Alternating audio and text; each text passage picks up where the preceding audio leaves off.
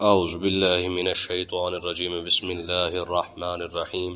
Islam in our life یہ ایک اسلامی یوٹیوب چینل ہے جس پہ مفتی سجاد حسین قادری صاحب روزانہ درس قرآن پاک ترجمہ اور تفسیر بیان فرماتے ہیں۔ اس چینل کی ویڈیو کو لائک، چینل کو سبسکرائب اور بیل آئیکن کو پریس کر کے اور ویڈیوز کو دیکھ کے آپ اپنی دنیا اور آخرت کو سنوار سکتے ہیں۔ وَاعْبُدُوا اللَّهَ وَلَا تُشْرِكُوا بِهِ شَيْئًا وَبِالْوَالِدَيْنِ إِحْسَانًا وَبِذِي الْقُرْبَى وَالْيَتَامَى وَالْمَسَاكِينِ وَالْجَارِ ذِي الْقُرْبَى وَالْجَارِ الْجُنُبِ وَالصَّاحِبِ بِالْجَنبِ وَابْنِ السَّبِيلِ وَمَا مَلَكَتْ أَيْمَانُكُمْ إِنَّ اللَّهَ لَا يُحِبُّ مَنْ كَانَ مُخْتَالًا فَخُورًا۔ اس آیت کے اندر اللہ تبارک و تعالی نے کچھ حقوق بیان فرمائے ہیں جو بندے کے اوپر فرض ہے۔ سب سے پہلا حق اللہ تبارک و تعالی کا فرمایا کہ وَاعْبُدُوا اللَّهَ وَلَا تُشْرِكُوا بِهِ شَيْئًا۔ فرمایا یہ دو حق ہیں اللہ تبارک و تعالی کے۔ پہلا حق کیا ہے؟ فرمایا وَاعْبُدُوا اللَّهَ، فرمایا اللہ کے بندو اللہ کی عبادت کرو۔ ہے اللہ کی عبادت کرنا یہ اللہ کا حق ہے۔ انسان کی پیدائش کی وجہ کیا ہے؟ وَمَا خَلَقْتُ الْجِنَّ وَالْإِنسَ إِلَّا لِيَعْبُدُونَ۔ فرمایا ہم نے تمہیں پیدا ہی اپنی عبادت کے لیے کیا ہے۔ انسان کی پیدائش کی جو وجہ ہے، جو بنیادی وجہ ہے، وہ کیا ہے؟ کہ اللہ تبارک و تعالیٰ کی عبادت کی جائے، یہ انسان پر لازم ہے۔ ٹھیک ہے جی۔ تو دوسرا حق اللہ تبارک و تعالیٰ کا کیا ہے؟ فرمایا وَلَا تُشْرِكُوا بِهِ شَيْئًا، فرمایا کسی بھی چیز کو اللہ تعالیٰ کے ساتھ شریک نہ ٹھہراؤ۔ یہ رب کا حق ہے۔ ٹھیک ہے، یہ بندے پر، اس کے بندوں پر یہ لازم ہے کہ یہ دو حق جو ہے وہ لازمی جو ہے وہ کرے۔ حدیث پاک کے اندر آتا ہے کہ اللہ تبارک و تعالیٰ بندے کو ارشاد فرماتا ہے میرے بندے صرف میرے ساتھ شریک نہ ٹھہرا، تو دنیا کے اندر جتنا بھی گناہ کر کے آئے گا، جب میرے پاس آئے گا مجھے اس کی کوئی پرواہ نہیں ہے۔ ہاں میں تجھے بخش دوں گا، بس ایک شرط یہی ہے کہ کم سے کم میرے ساتھ کسی چیز کو شریک نہ ٹھہرا۔ اکثر یہ ہوتا ہے کہ ہم یہ سمجھتے ہیں کہ شاید یہ جو بت وغیرہ ہے، یہ دوسری چیز ہے، یہ شرک ہے۔ یاد رکھے اللہ اور اللہ کے رسول کے مقابلے کے اندر کسی کی بات ماننا شرک تو ہے۔ ٹھیک ہے جی، اس کو طاغوت کہتے ہیں۔ طاغوت کی تعریف کیا ہے؟ ایک طرف اللہ اور اللہ کے رسول کا کوئی حکم ہو اور اللہ اور اللہ کے رسول کے حکم کو چھوڑ کر کسی اور کی بات کو ماننا، اس کو طاغوت کہا جاتا ہے۔ آقا علیہ الصلوۃ والسلام نے حضرت عدی بن حاتم، انہوں نے فتح مکہ کے موقع پر کلمہ پڑھا ہے۔ آقا علیہ السلام نے ارشاد فرمایا، عرض کی یا رسول اللہ مجھے کوئی نصیحت کیجیے۔ فرمایا کسی کو رب نہ بنا لینا۔ عرض کی یا رسول اللہ ہم تو کسی کو رب نہیں بناتے۔ حضور نے فرمایا رب کے بعد اللہ اور اللہ کے رسول کے مقابلے کے اندر تم اپنے وڈیروں کی بات نہیں مانتے، اپنے لیڈروں کی بات نہیں مانتے؟ کہا جی مانتے ہیں۔ فرمایا رب اور کس کو کہتے ہیں؟ کتنی بڑی بات ہے۔ فرمایا کہ تم لیڈروں کی بات نہیں مان رہے، اپنے وڈیروں کی بات نہیں مانتے، اپنے چودھریوں کی بات نہیں مانتے، اللہ اور اللہ کے رسول کے فرمان کو چھوڑ کر اللہ اور اللہ کے رسول کے فرمان کے مقابلے کے اندر اپنے لیڈر کی بات ماننا، رب بنانا، اسی کو تو کہتے ہیں۔ اور کس کو کہتے ہیں؟ تو اللہ تبارک و تعالیٰ نے ارشاد فرمایا میرے بندوں میرے دو حق ہے۔ کیا؟ فرمایا پہلا حق یہ ہے کہ میری عبادت کرو، اور دوسرا حق یہ ہے کہ میرے ساتھ کسی چیز کو شریک نہ ٹھہراؤ۔ ٹھیک ہے، آگے جو حقوق آ رہے ہیں کیا ہے؟ اپنی عبادت اور شرک سے بچنے کے بعد جو دوسرا کام اللہ تبارک و تعالیٰ نے ذمہ لگایا، فرمایا وَبِالْوَالِدَيْنِ احسانا، اپنے ماں اور باپ کے ساتھ اچھائی کر۔ ہے اپنے ماں اور باپ کے ساتھ احسان کر، اچھا سلوک کر۔ فرمایا یہ اچھا سلوک کرنا یہ رب کی عبادت کے بعد سب سے بڑا کام یہی ہے۔ ٹھیک ہے، آقا علیہ الصلوۃ والسلام نے ممبر پر حضور تشریف فرماتے، حضور نے ارشاد فرمایا کہ اللہ کرے اس کی ناک خاک آلود ہو۔ مطلب کیا ہے؟ کہ وہ ذلیل اور رسوا ہو جائے، ذلیل اور رسوا ہو جائے، ذلیل اور رسوا ہو جائے۔ صحابہ کرام نے عرض کی یا رسول اللہ کون سے بندہ ہے جس کے بارے میں آپ یہ فرما رہے ہیں؟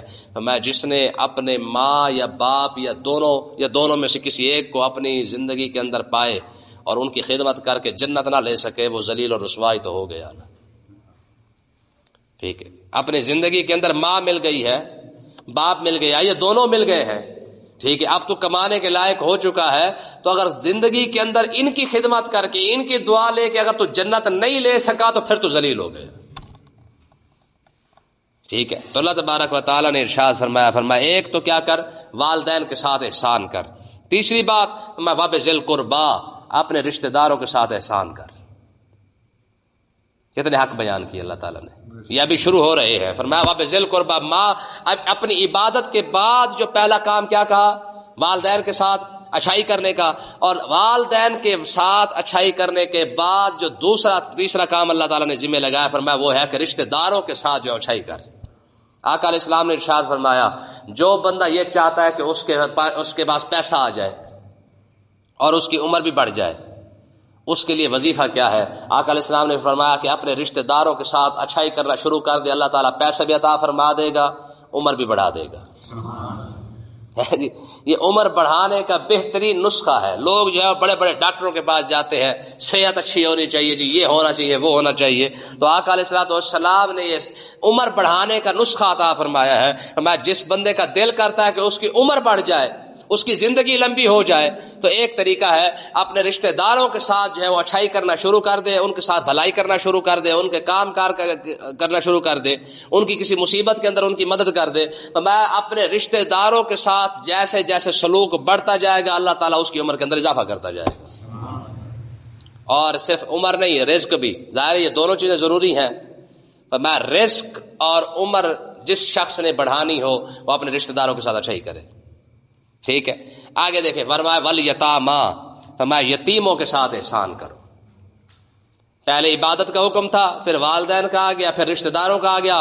رشتہ داروں کے بعد اللہ تبارک و تعالی نے یتیموں کا حکم بیان فرمایا ہے. فرمایا کہ تم دیکھ لینا تمہارے معاشرے کے اندر، تمہارے رشتہ داروں کے اندر بھی تو یتیم ہو سکتے ہیں، معاشرے کے اندر کم سے کم یتیم ہو سکتے ہیں. تو یہ پورا معاشرہ اللہ تبارک و تعالی نے صرف اسی ایک آیت کے اندر بیان فرما دیا ہے. فرمایا کہ آج بھی اگر کوئی شخص پورے معاشرے کی، آج یہ امت مسلمہ چاہتی ہے نا کہ یہ دنیا جنت بن جائے، تو اللہ تبارک و تعالی نے یہ جنت بنانے کا نسخہ عطا فرمایا ہے. ٹھیک ہے جی. فرمایا جو یتیم ہے تمہارے پاس آ جاتے ہیں.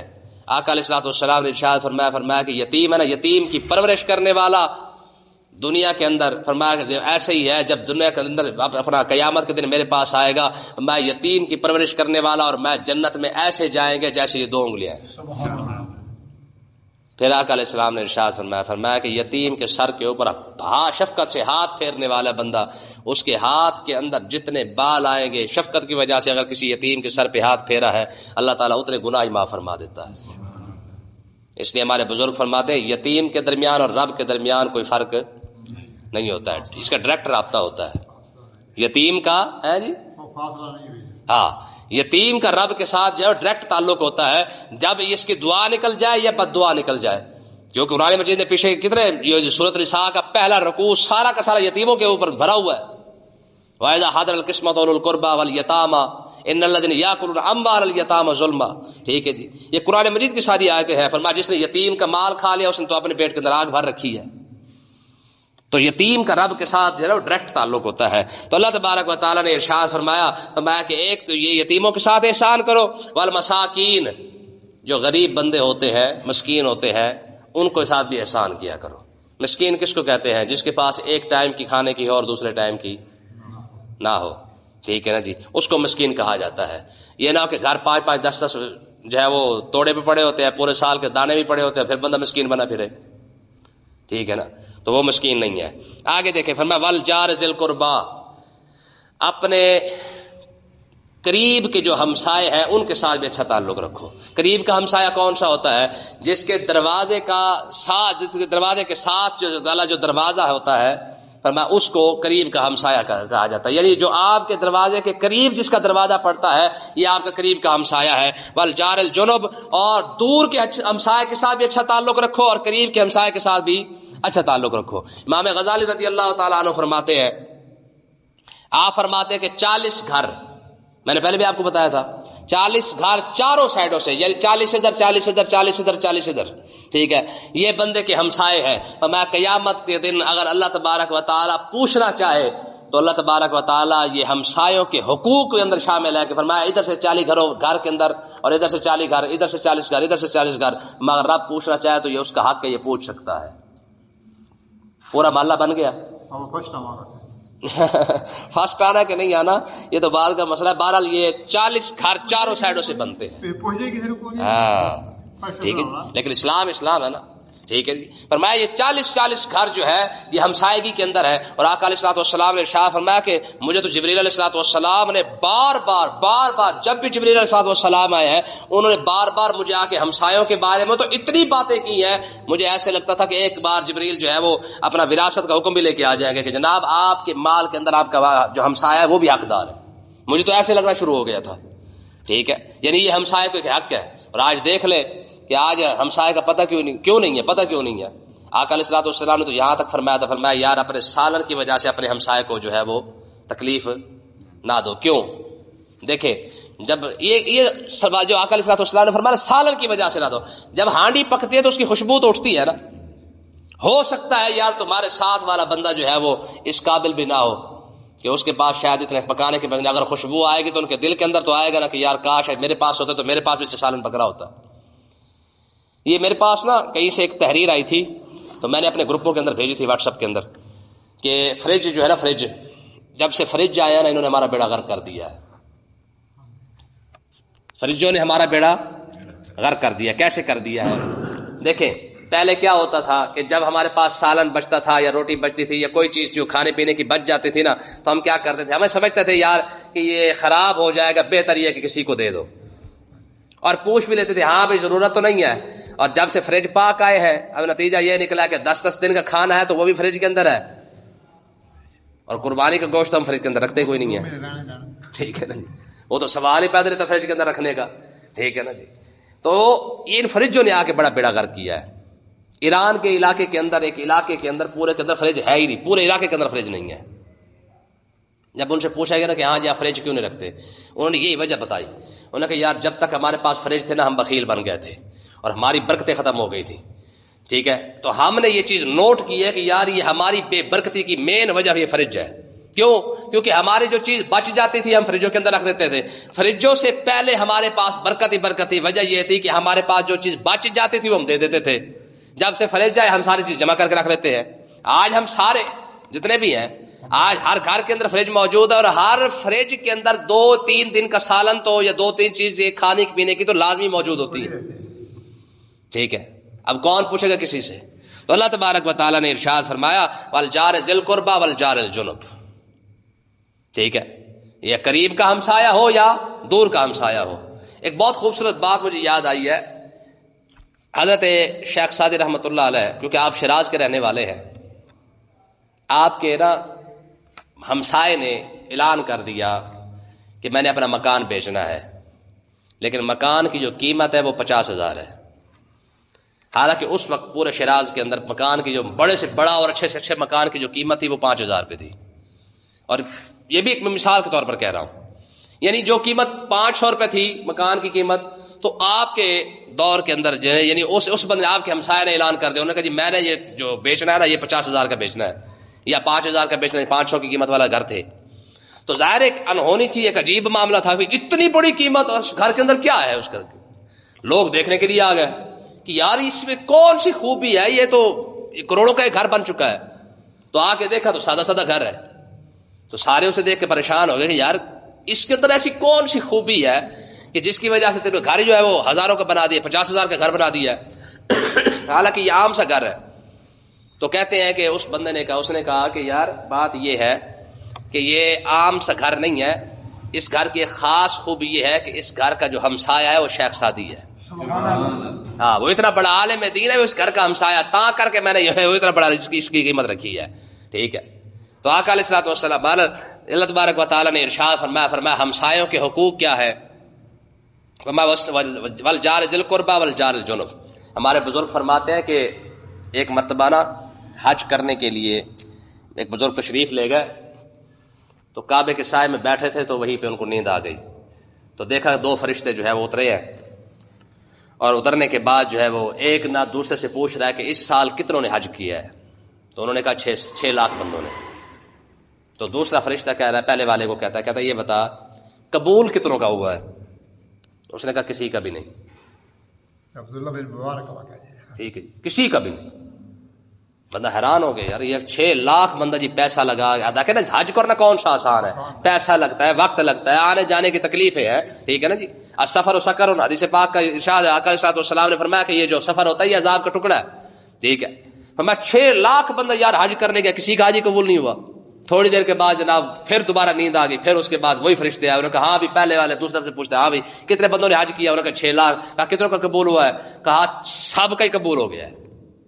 کہا تھوڑی دیر کے اندر سب کا قبول ہو گیا ہے. کہا وہ فلاں علاقے کے اندر ایک فلاں بابا بیٹھا ہوا ہے, اس کی وجہ سے اللہ تبارک و تعالی نے 6 لاکھ بندوں کا حج قبول فرما لیا ہے.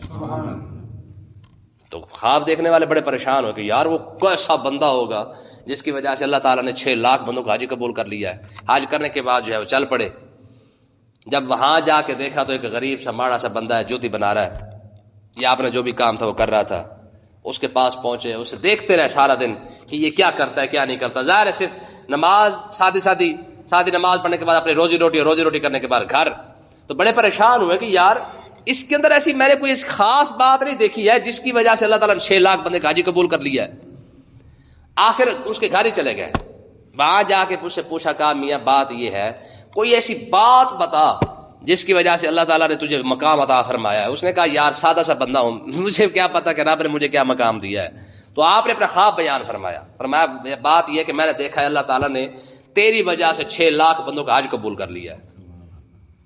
اس نے کہا مجھے اور تو کوئی بات پتا نہیں ہے, مجھے صرف اتنا پتا ہے کہ میں نے ایک ٹکا پیسہ جوڑ کے جو ہے میرے حج کے لیے پیسے اکٹھے کیے تھے. ٹھیک ہے, جس دن میں نے آنا تھا اس دن جو ہے نا میرے گھر کے جو ہمسائے ہیں وہاں پہ نا گوشت پک رہا تھا, تو میں وہاں چلا گیا. میں نے کہا کیونکہ میں آج حج پہ جا رہا ہوں تو چلو کم سے کم کھانا ہی تھوڑا سا اچھا کھا لیتا ہوں, یا گھر والوں کے لیے تھوڑا سا لے آتا ہوں. چل جب لینے کے لیے گیا تو وہاں پہ مجھے گھر والوں نے یعنی ہمسایوں نے کہا, انہوں نے کہا جناب یہ جو پک رہا ہے نا گوشت, یہ ہمارے لیے جائز ہے, آپ کے لیے جائز نہیں ہے. بڑے حیران ہو گئے. کہا کیوں؟ کہا وجہ یہ ہے کہ آج کئی دن سے ہمارے بچے بھوکے ہیں اور یہ جو گوشت پک رہا ہے یہ حرام پک رہا ہے. کیا پک رہا ہے؟